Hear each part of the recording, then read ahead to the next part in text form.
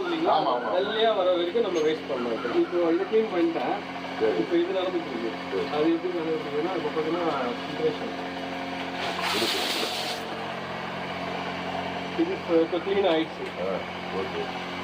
இது நாங்கள் க்ளீன் பண்ணணும்னா எப்படி பண்ணணும்? ஆனால் சார் இப்போ வந்து பார்த்தீங்கன்னா ஏதாவது ரிங்ஸு பேக் பிளேஸ் வந்து இதுதான் பேக் பிளேஸ். இங்கே எல்லாமே நோட் பண்ணிடுவோம். சரி சரி. 1 2 3 க்ளீனிங் ப்ராசஸ் எப்படின்னா ஃபஸ்ட் வந்து இப்போ 1 2 3 நம்ம ரிவர்ஸில் வந்து க்ளீன் பண்ணுறோம். ஃபஸ்ட்டு என்ன பண்ணுறீங்க, மோட்டர் ஆஃப் பண்ணுறீங்க.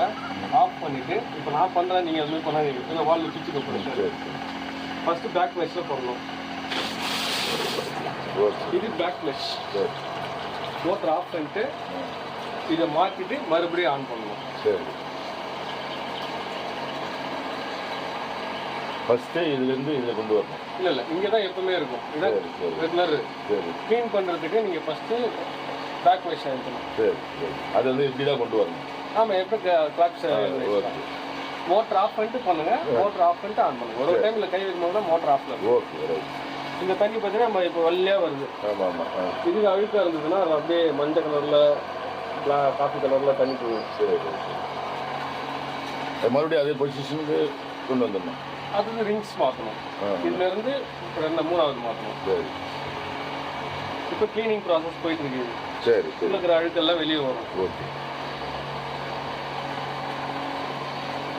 நிற்காதா? அது நின்றுடும். ஒரு மோட்டர் வர வரைக்கும் தண்ணி வந்துட்டே இருக்கும். சரி. நம்ம அது கலர் போகுது, கொஞ்சம் கலர் மாறுது. கலர் மாறுது. உள்ள இருக்கிற ஏன்னா புதுசு எல்லாமே. சரி. இப்போ வாஷ் பண்ணி வெளியே எடுத்துக்கணும்.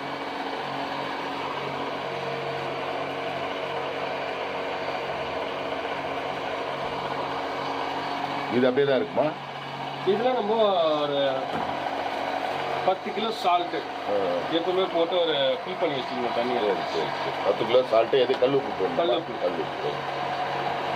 இப்போ போடலை, நான் வாங்கி போட்டுக்கணும். நீங்கள் வாங்கி போட்டுக்கணும். சரி.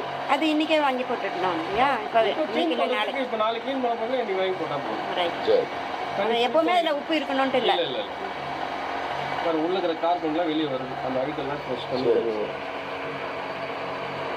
இது வெள்ளையாக வர வரைக்கும் நீங்கள் இதை வச்சுக்கணும். அப்படிதான் கண்டுபிடிக்க முடியும். அது ஒயிட் தண்ணி டியூப் வெளியே வைக்கணும். சரி. இந்த டியூப் இங்கே வச்சோன்னா இங்கெல்லாம் அழுக்காயிடும். அதான் அந்த இடத்துல போட்டு. சரி. அது இதில்